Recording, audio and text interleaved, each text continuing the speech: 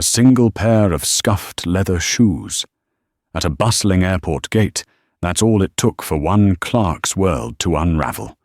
She saw the worn-out soles and the faded polish on a black man waiting for first class, and she decided he didn't belong. She chose mockery over service, judgment over professionalism. But what she didn't know was that those very shoes had walked a path to incredible power. She was about to learn, in the most public and permanent way possible, that you can never judge a man's journey by the state of his shoes, especially when that man holds the fate of her entire company in his hands.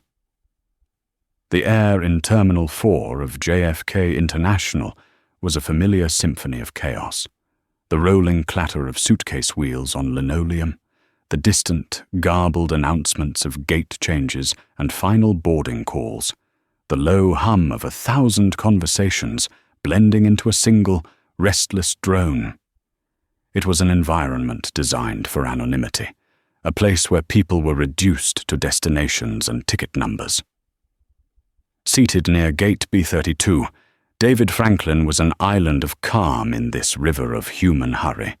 He wore a simple, charcoal grey hoodie over a plain white t-shirt and comfortable, well-worn denim jeans.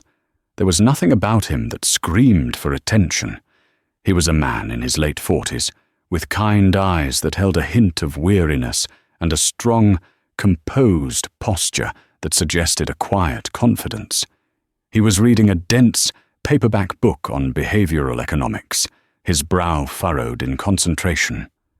On his feet were the objects that would soon become the focal point of an entirely unnecessary drama, a pair of brown leather brogues. They were clearly expensive shoes once upon a time. The leather was of a high quality, the kind that ages with character rather than falling apart. But they were far from new. The toes were scuffed, the soles were visibly worn down at the heels, and the once vibrant cognac brown had faded into a soft, comfortable patina. They were the shoes of a man who walks, who works, who lives. To David, they were his favorite pair, a silent testament to the miles he'd traveled, both literally and metaphorically, since he bought them with the first significant check from his fledgling tech startup over 2 decades ago. They were his grounding, a reminder of where he started. Across the seating area, behind the Global Apex Airlines podium, Brenda Jenkins was having a bad day. It was the 4th leg of a 10-hour shift.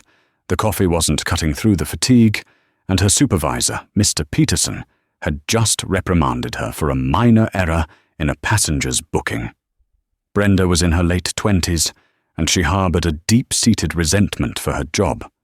She saw it as a temporary purgatory, a stepping stone to a life she felt she deserved, a life she saw plastered all over Instagram, filled with luxury travel, designer clothes, and effortless glamour.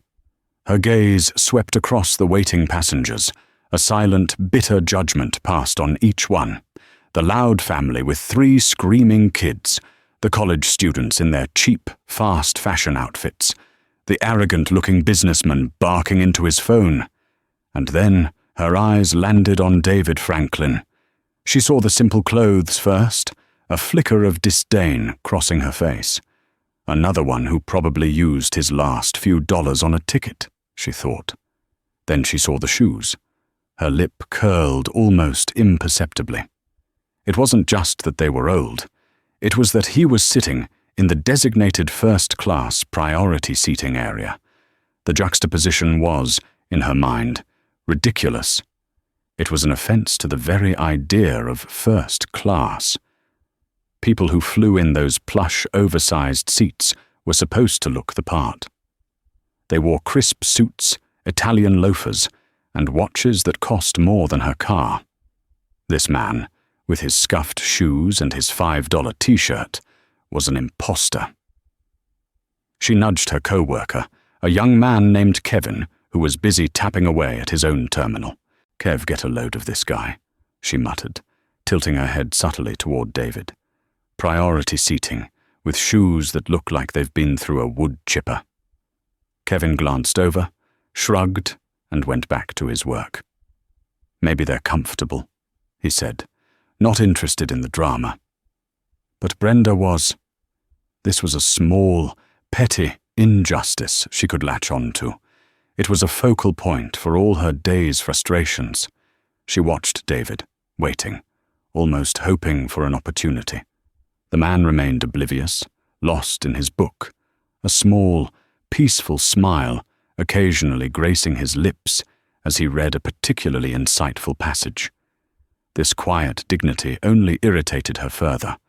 In her worldview, a man dressed like that had no right to look so content in a space reserved for the successful.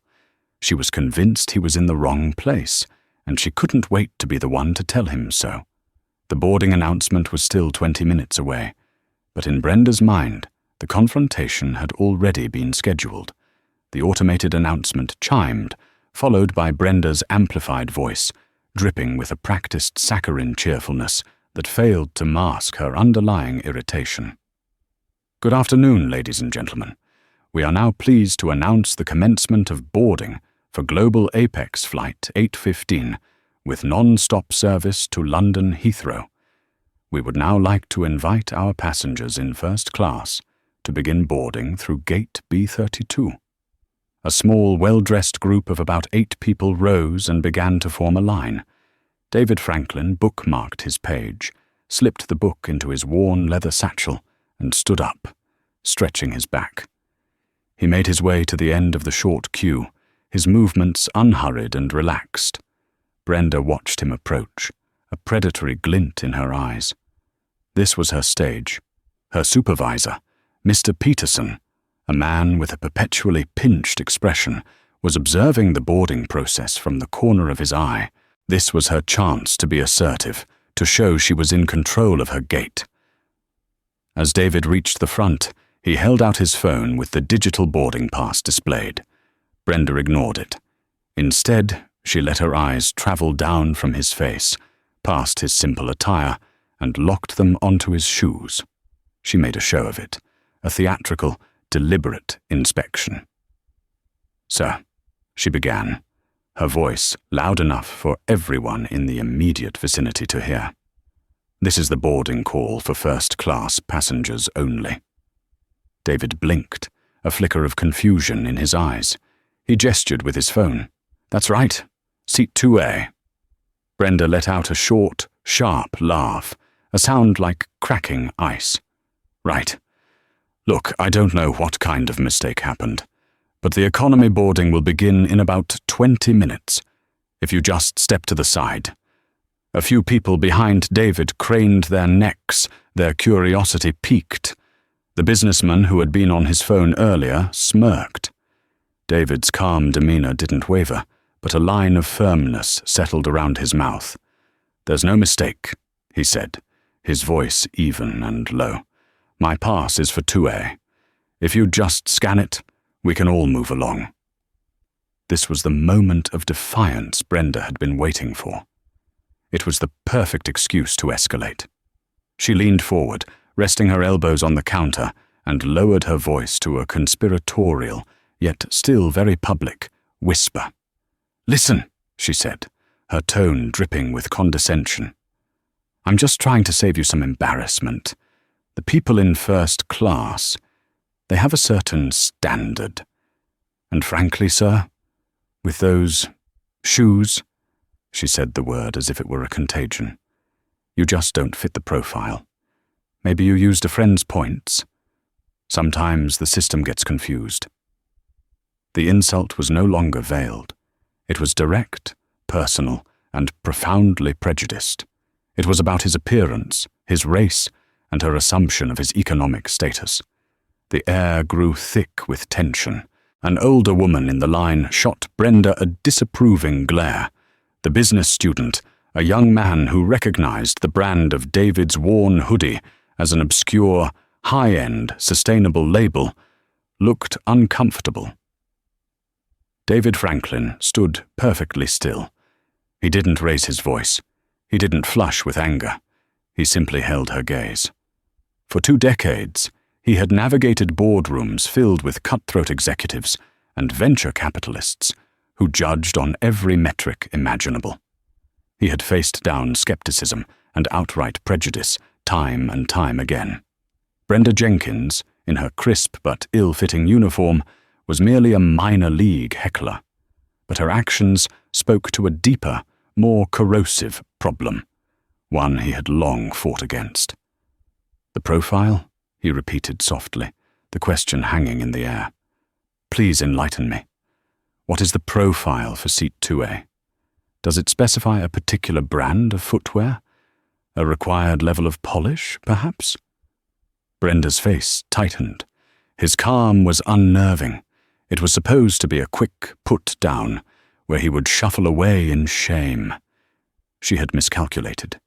She decided to double down. "Sir, I have other passengers to board. Are you going to step aside, or do I need to call my supervisor?" She snapped, her voice rising in pitch. "By all means, call your supervisor," David replied, his voice still unnervingly steady. "Perhaps he can explain the airline's official shoe policy for me." Just then, Mr. Peterson, having heard the commotion, bustled over. "Is there a problem here, Brenda?" he asked, his eyes darting between his employee and the stoic passenger. "This man is holding up the line, Mr. Peterson," Brenda said, seizing the opportunity to paint herself as the victim. "He refuses to accept that he might be in the wrong boarding group and is becoming disruptive." Peterson turned his attention to David, his expression one of pure managerial annoyance. He saw a black man in a hoodie and old shoes arguing with his staff. His mind, like Brenda's, leaped to the most convenient and prejudiced conclusion. "Sir," Peterson said, his tone clipped and final, "I'm going to have to ask you to step out of the line so we can continue boarding our first-class passengers. We can sort out your ticket issue afterwards." He didn't ask for David's side. He didn't ask to see the boarding pass. He had judged, and he had passed sentence. The humiliation was now complete, endorsed by management. The other passengers shifted uncomfortably, wanting the cringeworthy spectacle to end. David Franklin looked from Brenda's triumphant smirk to Peterson's dismissive glare. He took a slow, deliberate breath. The time for quiet patience was over. It was time for a clarification. "Sorting out my ticket issue won't be necessary," David said, his voice taking on a new, hard edge of authority. "But I do believe we'll need to sort out your customer service issue, and it's a much bigger problem than you think." He reached not for his phone, but for the wallet in his back pocket. He wasn't about to just prove he belonged in first class. He was about to prove that, in a very real sense, the entire gate belonged to him. The air crackled with the kind of silence that only follows a public confrontation. All eyes were on David. Brenda stood with her arms crossed, a smug, self-satisfied look on her face, believing she had won. Mr. Peterson was already turning away, dismissing David as a problem solved. David slowly opened his well-worn leather wallet. It was a simple bifold, creased from years of use, the kind of wallet a man buys once and keeps for a lifetime. He didn't flash a platinum credit card or a wad of cash. He carefully bypassed all of that. Instead, his fingers retrieved a single, heavy-stock card from a hidden sleeve. It wasn't a driver's license or a membership card. It was a sleek, black card with a simple, elegant design. In the center was the minimalist, silver-embossed logo of a holding company, a stylized G and A intertwined.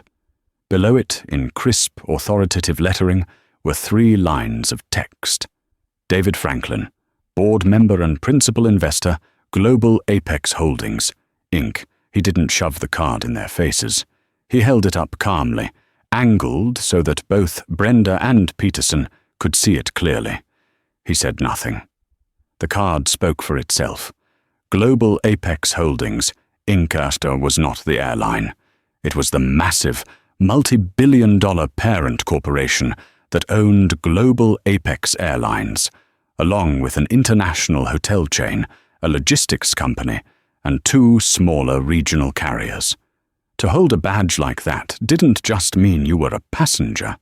It meant you were, in a very real and powerful way, their boss's boss's boss. It was the equivalent of a foot soldier in an army trying to block a 5-star general from entering the barracks. The change in Brenda Jenkins was instantaneous and seismic. The smugness on her face didn't just fade, it shattered. Her jaw went slack, her eyes widened in dawning horror, and every ounce of color drained from her face, leaving behind a pasty, grey mask of pure terror. The world seemed to tilt on its axis. The man she had just publicly mocked for his shoes, the man she had profiled as poor and out of place, was one of the silent, powerful figures who owned the very ground she stood on.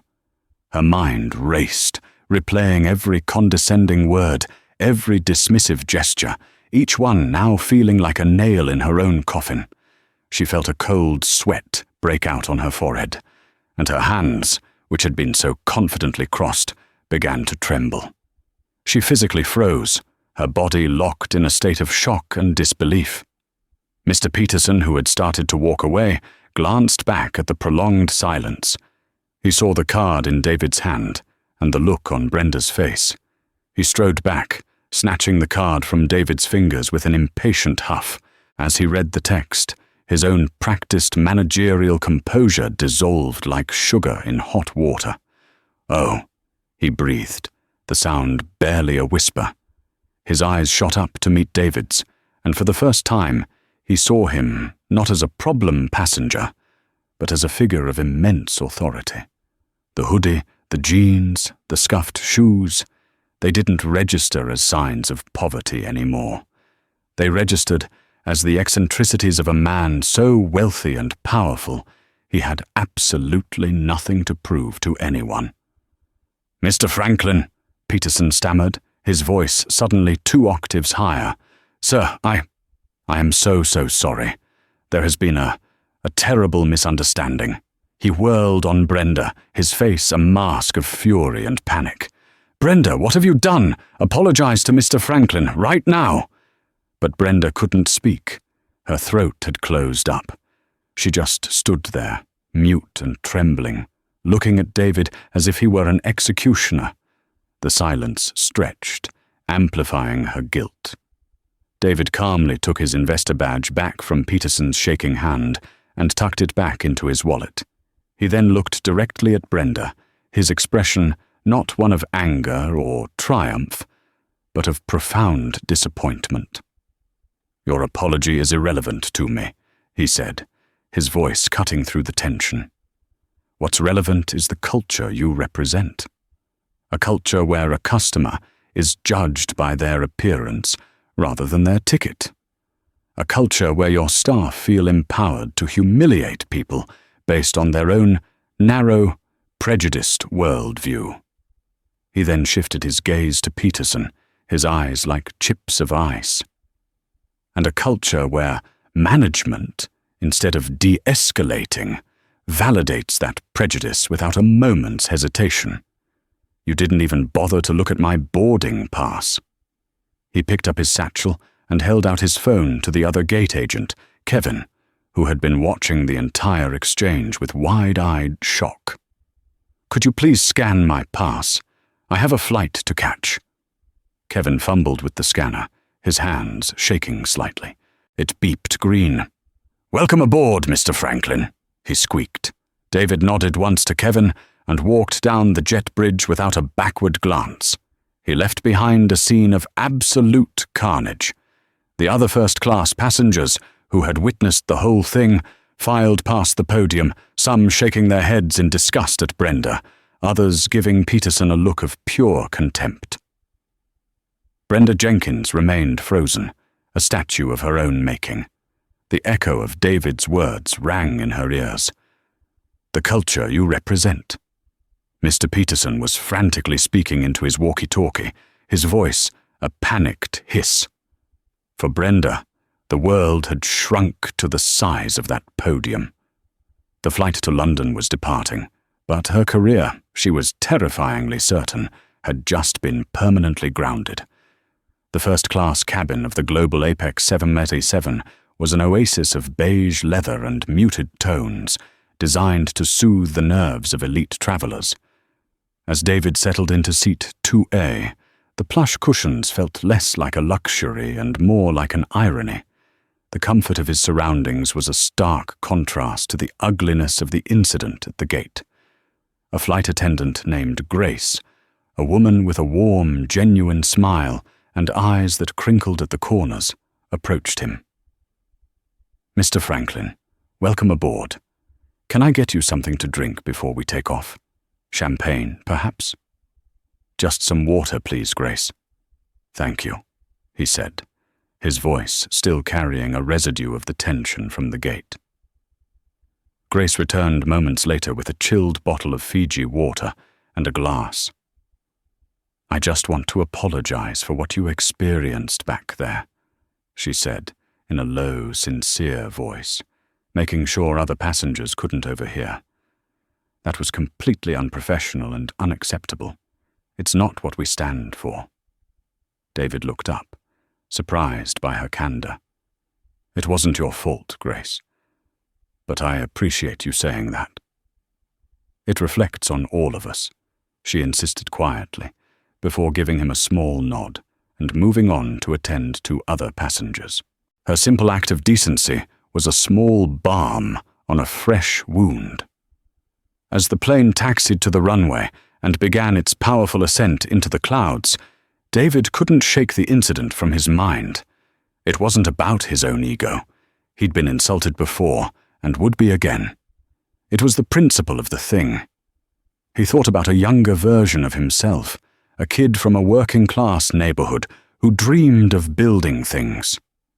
What if that kid, having finally saved enough for a dream trip, was met with that same casual cruelty? How many potential customers, how many brilliant minds had been turned away or made to feel small by employees like Brenda and managers like Peterson? This wasn't just a personnel problem. It was a brand problem. It was a cancer at the heart of the customer experience. Global Apex Holdings had poured hundreds of millions of dollars into marketing, an image of inclusive, world-class luxury. An image that Brenda Jenkins had just torched with a few thoughtless, prejudiced words. And Peterson was even worse. He was the manager. His job was to embody the company's values, to train and guide his team. Instead, he had reinforced the worst possible behavior. His immediate assumption of David's guilt was a symptom of a rotten corporate culture, one that prioritized appearances and de-escalated problems by siding with the staff against the customer by default. This was his investment. He wasn't just a passive shareholder. His firm, Franklin Venture Partners, held a significant, influential stake in the holding company. He was on the board for a reason.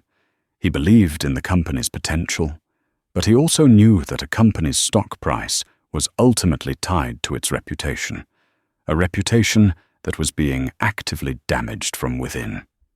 He pulled out his laptop and paid for the exorbitant in-flight Wi-Fi. He didn't look up quarterly reports or stock tickers. He started drafting an email. He was direct and dispassionate, outlining the events not as a personal complaint, but as a case study in systemic brand degradation. He detailed Brenda's profiling and public shaming. He detailed Peterson's immediate escalation and failure to perform basic due diligence, like looking at the boarding pass. He highlighted Grace's professional apology as a counterpoint, an example of the standard that should be the norm. He addressed the email to one person, Robert Galloway, the chairman and CEO of Global Apex Holdings. David had known Robert for a decade. They had closed deals together, shared dinners, and debated corporate strategy late into the night. They had a relationship built on mutual respect and brutal honesty. After outlining the facts, David wrote his conclusion. "Robert, this is not about an apology for me. This is about the glaring operational and cultural failure this incident has exposed. We are spending a fortune to build a premium brand, while a toxic culture at the ground level is dismantling it one passenger at a time.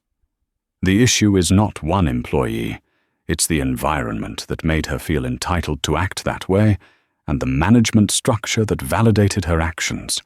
This represents a significant and unquantified risk to our brand equity, and by extension, our shareholders' value. We need to talk about a top-down review of customer-facing training and management accountability. I expect this to be the primary agenda item for our next board meeting. Regards, David." He hit send. The email shot out from 35,000 feet over the Atlantic, a digital torpedo aimed at the heart of the corporate headquarters. Back at JFK, chaos reigned at gate B32.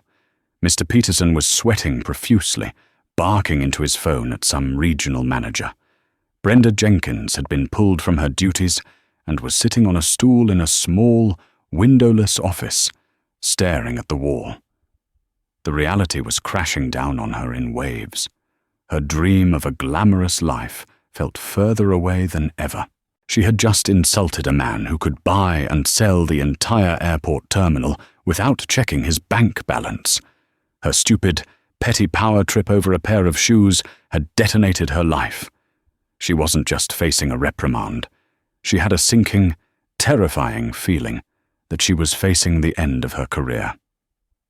And she had absolutely no one to blame but herself. Robert Galloway, chairman and CEO of Global Apex Holdings, was a man who lived by the data. He was in his early 60s, with a mane of silver hair and an energy that belied his age. His entire career had been built on a simple premise. A brand is not what you say it is. It's what your customers experience. He was obsessive about metrics, customer satisfaction scores, and net promoter ratings. His office on the 50th floor of a Manhattan skyscraper offered a panoramic view of the city, but his focus was almost always on the bank of monitors displaying the real-time health of his global empire. When David Franklin's email landed in his priority inbox, it bypassed 3 layers of executive assistants and secretaries. The subject line was simple: Operational Failure, GA Flight 815. Robert read the email once, his expression hardening. He read it a second time, a muscle twitching in his jaw. He trusted David implicitly. David wasn't prone to exaggeration or drama. If he took the time to write an email like this, the situation was 10 times worse than the words on the screen suggested. What enraged Robert wasn't just the insult to his friend and board member. It was the sheer, idiotic stupidity of it all. It was the perfect, nightmarish example of the very thing he fought against every single day. He imagined the scene, the public humiliation, the lazy prejudice, the managerial incompetence. It was a direct assault on the billion-dollar brand he had spent his life building. He swiveled in his leather chair and picked up his private line, hitting a single speed dial button. "Get me Jonathan Carmichael," he barked without preamble. Carmichael was his chief operating officer, the man responsible for the day-to-day running of the entire airline. A moment later, Carmichael's voice came on the line, sounding bright and alert. "Robert, good morning. What can I do for you?" "Jonathan."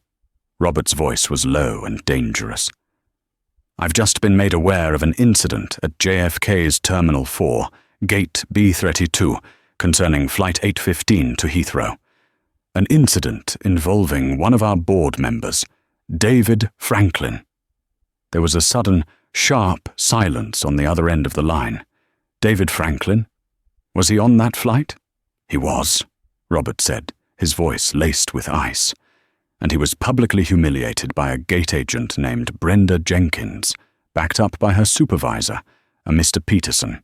They profiled him, questioned his right to be in first class, and refused to board him, all based on his clothing and the fact that he is a black man. Is this the new corporate policy, Jonathan? Do we now have a dress code for our premium cabins that I was not aware of? Robert, I had no idea. Of course not. That's appalling, Carmichael stammered, the blood draining from his face. An incident with a regular passenger was bad. An incident with a board member, especially one as respected and influential as David Franklin, was a 5-alarm corporate fire.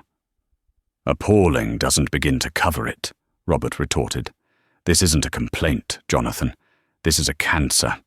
It's a symptom of a deep-seated cultural rot that you and I are going to excise starting today. I want you to do 3 things for me, immediately. Not by the end of the day. Now. Carmichael was silent, ready to receive his orders. 1. Get the head of our London station on the phone. I want him personally meeting Flight 815 at the jet bridge when it lands. Not a representative. Him. He will offer Mr. Franklin the company's sincerest apologies and escort him through customs and immigration, handling everything. I want David to see a senior executive face before he even sets foot in the terminal. 2. I want you to get the head of JFK operations. I want Jenkins and Peterson pulled from their duties immediately and placed on indefinite suspension, pending a full investigation. Confiscate their security badges and escort them from the premises. I want a message sent, and I want it sent loudly. And 3, Robert continued, his voice dropping even lower. I want you to pull every single piece of data you have on those 2 employees. Every performance review, every customer comment, every commendation, and every complaint. I want to know if this is a one-time screw-up or a pattern of behavior. I also want the full, unedited CCTV footage from Gate B32 for the entire boarding period.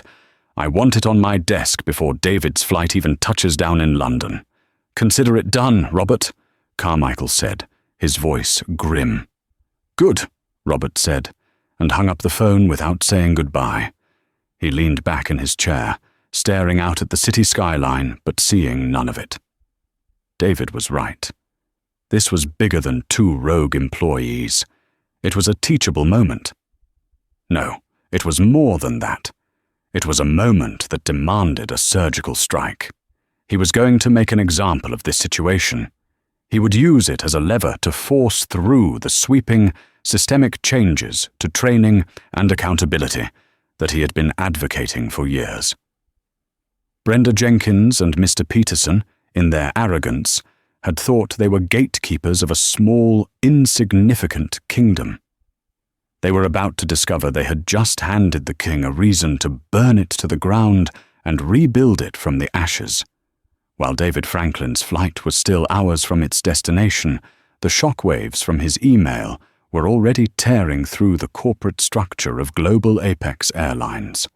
At JFK, the regional director of operations, a stern woman named Maria Flores, received the call from Jonathan Carmichael. Her face went pale as she listened to the COO's clipped, furious instructions. 5 minutes later, she strode purposefully towards Gate B32, flanked by 2 airport security officers. The London flight was long gone, and Brenda and Peterson were at the podium, handling the pre-boarding for a flight to San Francisco. Peterson was trying to pretend everything was normal, while Brenda looked pale and jittery, fumbling with boarding passes and avoiding eye contact with everyone. Brenda Jenkins, William Peterson. Maria Flores's voice cut through the terminal noise like a scalpel. They both looked up, startled. Seeing the director accompanied by security sent a jolt of pure dread through them. My office. Now, she commanded. But we're in the middle of boarding. Peterson began to protest. You are relieved of your duties, effective immediately, Flores stated, her voice leaving no room for argument. This other agent will handle the flight. You will come with me. The walk to the administrative offices was a blur of shame. Fellow employees stared, whispering as the procession passed. It was the corporate walk of death, and they were the condemned. In Flores's sterile, glass-walled office, the verdict was delivered swiftly and without emotion. You are both being placed on indefinite, unpaid suspension, pending a full and thorough investigation into the incident regarding passenger David Franklin on Flight 815. Unpaid, Peterson blurted out, the word hitting him harder than anything else. But it was a misunderstanding. The passenger was unconventionally dressed. Flores leveled a gaze at him, so cold it could have frozen water. The unconventionally dressed passenger is a member of the board of directors of this company's parent corporation. He is, for all intents and purposes, your employer. You didn't have a misunderstanding, Mr. Peterson. You had a catastrophic lapse in judgment. Both of you. Brenda finally found her voice, a desperate, pleading squeak. I made a mistake. I'm sorry. I'll apologize. I'll do anything. Please don't fire me. This job, it's all I have. Your employment status is the least of your concerns right now, Flores said, her tone utterly devoid of sympathy. We will be reviewing your entire service records. Security is waiting outside to escort you from the airport. You are to turn in your badges and all company property. You are not to contact any other employees. You will be notified of the investigation's outcome. It was over in less than 10 minutes, stripped of their badges, their access, their dignity.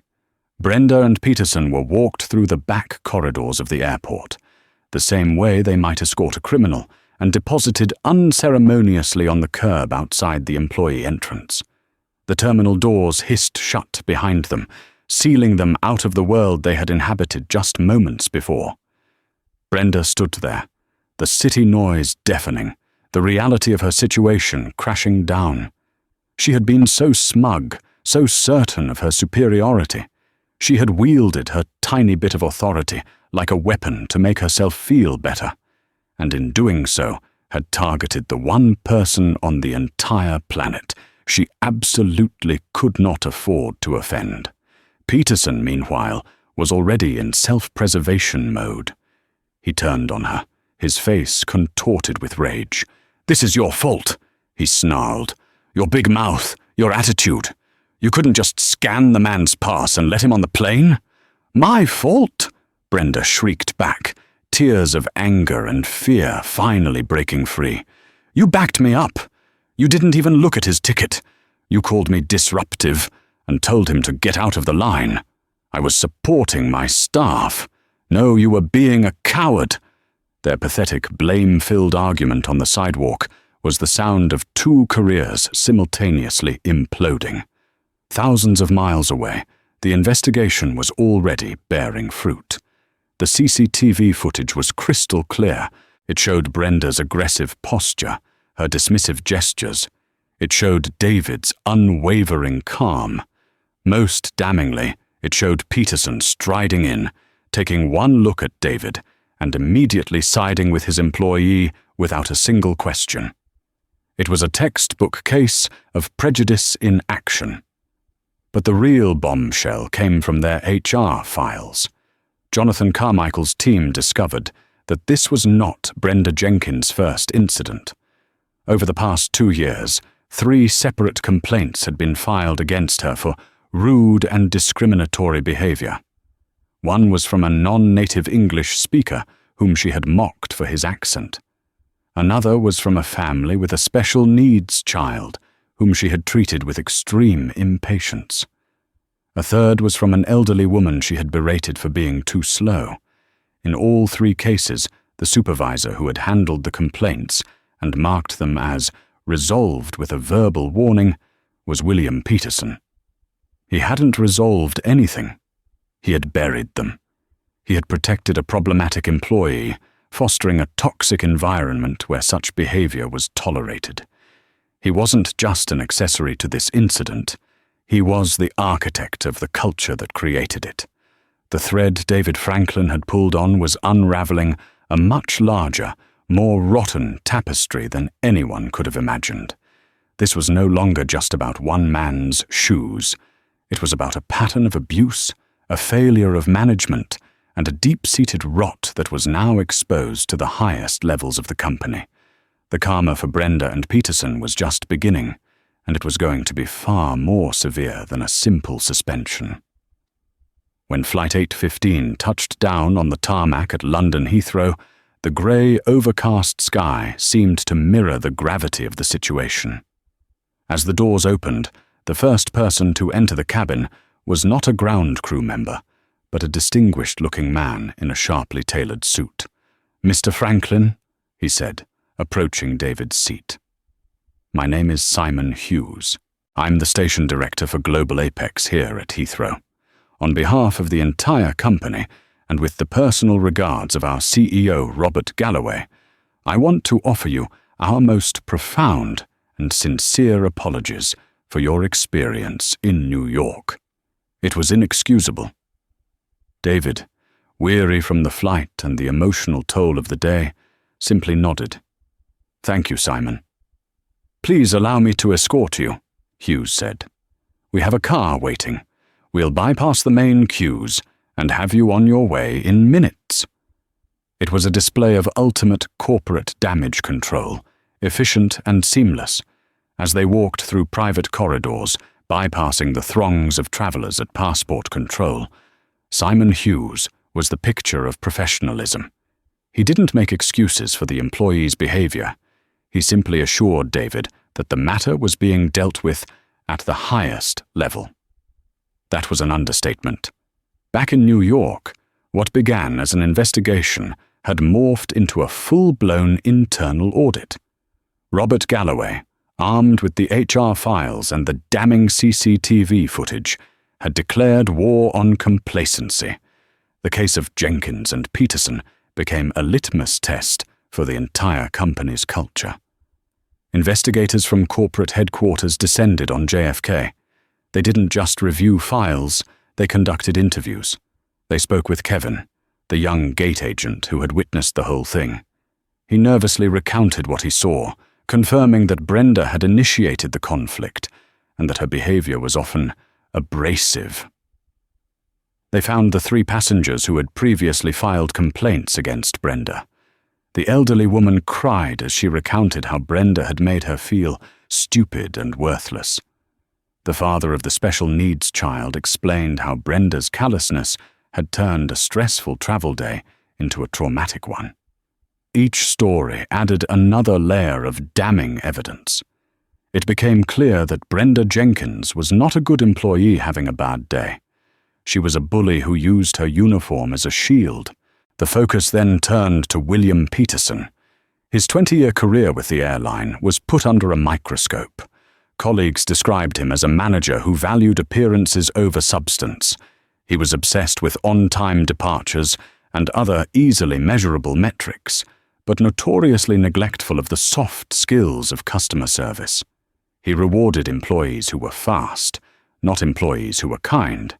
He had created a system where someone like Brenda could not only survive, but, in a twisted way, thrive.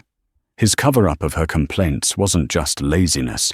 It was a calculated decision to avoid the paperwork and potential scrutiny that would come from a formal disciplinary process. He hadn't managed his team. He had enabled his worst employee. The investigation sent a tremor of fear through the airline's managerial ranks. Every station manager, every supervisor, was suddenly re-examining their own records, wondering if they had their own Brenda Jenkins on staff, and if they had done enough to address it. For Brenda, the days of her suspension were a living hell. She was locked out of her company email, cut off from her colleagues. She spent her time frantically scrolling through job sites, the sick realization dawning on her that finding another job in the airline industry would be next to impossible. The industry was smaller than it seemed. Reputations, both good and bad, traveled fast. She replayed the incident at the gate 1,000 times in her mind. How could she have been so stupid? The man's calmness, his quiet confidence, she should have seen it. But her own bitterness and prejudice had been a thick filter over her eyes, showing her only what she wanted to see. Someone she could feel superior to. Peterson, on the other hand, was deluded. He hired a lawyer and was preparing to sue for wrongful termination, convinced he was the victim. He was a loyal company man, he told his lawyer. He was just trying to manage a difficult situation. He failed to grasp the magnitude of his error. He didn't see that his sin was not the single act of misjudgment at the gate, but the 1,000 small acts of negligence that led up to it. The investigation concluded in just under a week. The final report, delivered to Robert Galloway, was a brutal, unflinching indictment of a broken culture. It detailed Brenda's history of abusive behavior and Peterson's gross negligence in managing it. The recommendation was clear and unequivocal. This wasn't a situation that could be fixed with a retraining seminar. It required a surgical removal. The final hammer fell not with a thunderous crack, but with the quiet, unassuming thud of 2 FedEx packages arriving on a Tuesday morning. They were delivered to 2 different addresses, containing identical letters that would detonate 2 very different lives. The first package arrived at the sleek, downtown law office of William Peterson's newly hired attorney. Peterson was there, sitting across a polished mahogany desk, full of bluster and righteous indignation. He was outlining his strategy for a multi-million-dollar wrongful termination lawsuit, painting himself as a loyal, 20-year veteran of the company thrown under the bus to appease a powerful man. "It's an open and shut case of appeasement," Peterson declared, leaning forward. "They needed a scapegoat and they chose me, a dedicated manager. My record is impeccable." Just then, the lawyer's assistant knocked and entered, placing the FedEx envelope on the desk. "This just arrived for you, Mr. Peterson. From Global Apex Legal." Peterson smirked. "See, they're already making overtures. Probably a lowball settlement offer." He tore it open with a flourish. His lawyer, a cautious man named Arthur, picked up the enclosed letter. As Arthur read, his professional poker face began to crumble. His eyebrows climbed his forehead, and a grim line formed on his lips. Peterson, still oblivious, snatched the letter from him. The bolded header read, "Notice of termination for cause." His bravado evaporated. The letter was not an overture. It was a meticulously crafted indictment. It detailed with painstaking precision the findings of the internal audit. It didn't just mention the incident with David Franklin. It listed the dates, names, and case numbers of the 3 prior complaints against Brenda Jenkins that he had personally marked as resolved and buried. It quoted his own dismissive notes from the files. It cited a specific clause in his managerial contract regarding the duty to report and address all instances of employee misconduct and potential discriminatory behavior. It went on to call his actions a pattern of gross managerial negligence and a willful failure to protect the company's brand and uphold its code of conduct. Then came the financial execution. Because his termination was for cause, he was rendered ineligible for the severance package he had been counting on, a sum equivalent to a full year's salary. Furthermore, his 5,000 unvested stock options, the cornerstone of his retirement plan, were immediately forfeited. A 20-year career and the financial security it was meant to provide had been vaporized by his own negligence. The final paragraph was the kill shot. It stated that should he pursue any legal action, the company was prepared to countersue for damages to its brand reputation, and that the full, unedited CCTV footage and the entire damning investigation report would be submitted as public evidence. Peterson stared at the paper, his hands trembling. The numbers, the dates, the cold, legal language. It was all there. His impeccable record was a fiction he had told himself. Arthur, the lawyer, slowly pushed the letter back across the desk. "William," he said, his voice soft but firm. "There is no case here. They haven't just fired you. They've built an ironclad fortress around their decision. If you sue, you will be publicly humiliated, and you will lose. My advice is to take this loss and try to disappear quietly." The fight drained out of William Peterson. He was no longer a powerful manager or an aggrieved victim. He was just a man in a suit who had been exposed, left with nothing but the bitter ashes of his own complacency. The second package arrived at Brenda Jenkins's modest, overpriced apartment. She was on her laptop, listlessly scrolling through job postings for other airlines, trying to project a sense of hope she did not feel. The sharp knock of the delivery driver made her jump. She signed for the package and sat with it on her couch, a cold dread creeping into her veins. Her hands shook as she opened it. The same legal terminology, the same finality. Terminated for cause. Her letter focused on her own documented pattern of discriminatory and unprofessional conduct, citing the same past complaints. Her world, already tilting, spun completely off its axis. It wasn't just a job. It was her rent, her car payment, her student loans. It was the entire, fragile structure of her adult life, and the foundation had just been dynamited. In the first few days, denial was her shield. She told herself it was a mistake, an overreaction. She started applying for jobs with a feverish intensity. The first few phone screenings went well. Her experience was valid. Her resume looked good on paper. She felt a flicker of hope. Then came the second-round interviews. She had a particularly promising video interview with a hiring manager for a smaller, regional carrier. The woman was friendly, the questions were straightforward, and Brenda felt she was nailing it. "This looks great, Brenda," the manager said with a smile.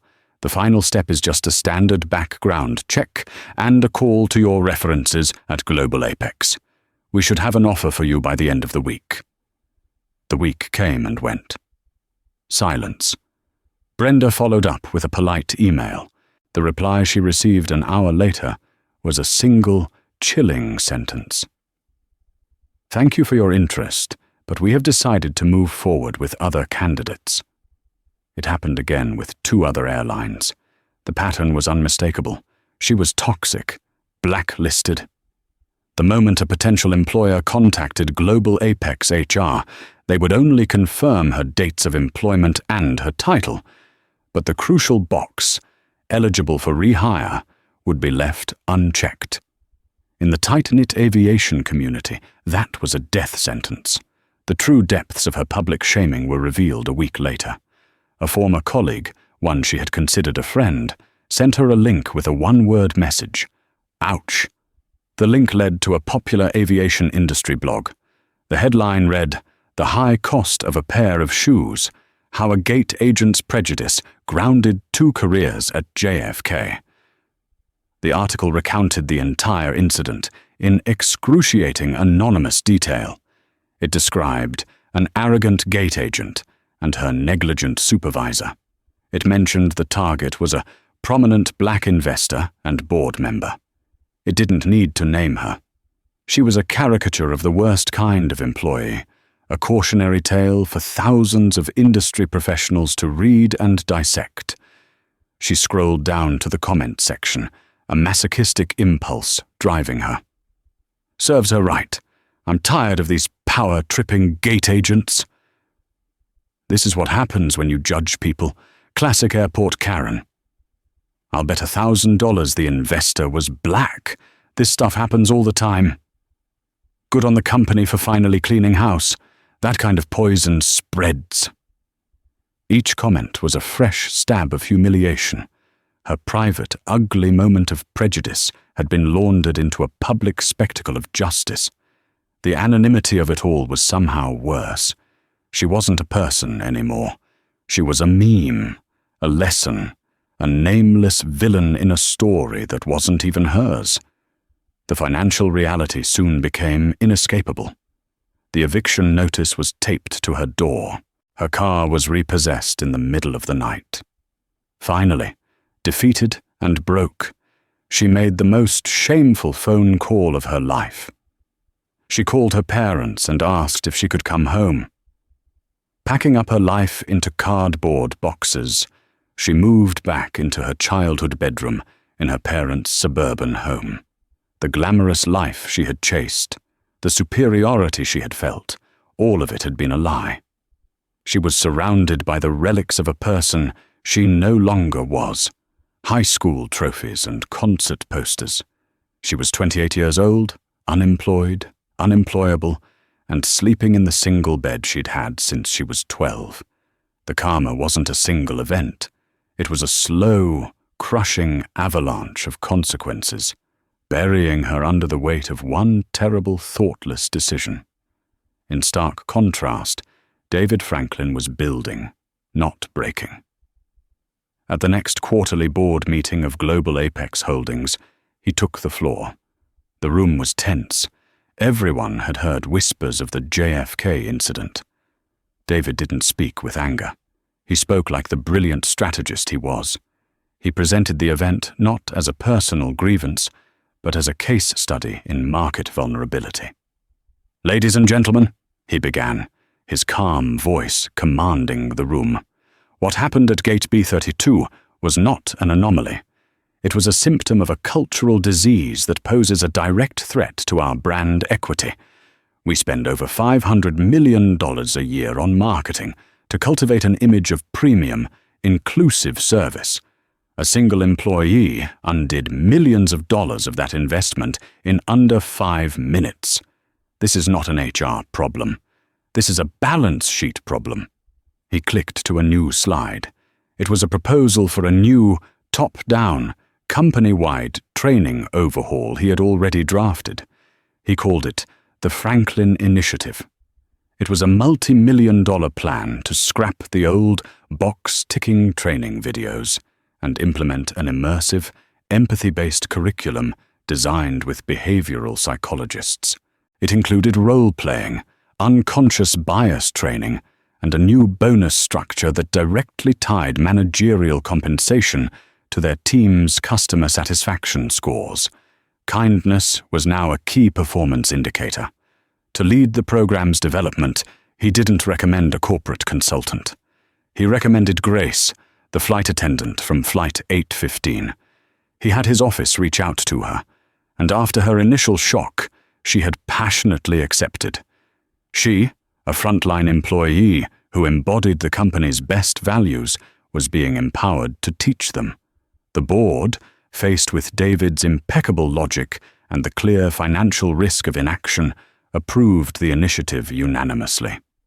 Months later, as he prepared for another business trip, David Franklin found himself packing the same scuffed brown leather brogues.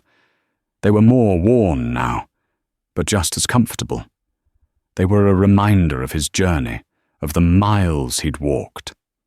But now they reminded him of something else, that the same object could be a symbol of shame to one person and a catalyst for positive revolution to another. He had used the ugliness he'd faced to create something better for thousands of employees and millions of customers. He had turned an act of prejudice into a legacy of progress. And that was a form of karma more powerful and lasting than any termination letter could ever be. So what's the real lesson here? It's not just about a pair of old shoes. It's about the hidden power dynamics that surround us every day. David Franklin's story is a powerful reminder that respect is not a currency to be spent on those who look the part. It's a fundamental human right that should be given freely to everyone. Brenda Jenkins and her supervisor learned the hard way that the person you look down on today might be the one determining your future tomorrow. Their story shows that karma isn't just a mystical force. Often, It's the direct, logical consequence of our own choices catching up to us. What do you think? Was Brenda's fate a deserved consequence, or was it too harsh? Has something like this ever happened to you? Share your own stories and thoughts in the comments below. We read every single one. If this story resonated with you, please give this video a like and share it with someone who appreciates a powerful tale of justice. And most importantly, make sure you subscribe and hit that notification bell so you never miss another true story that needs to be told. Thanks for listening.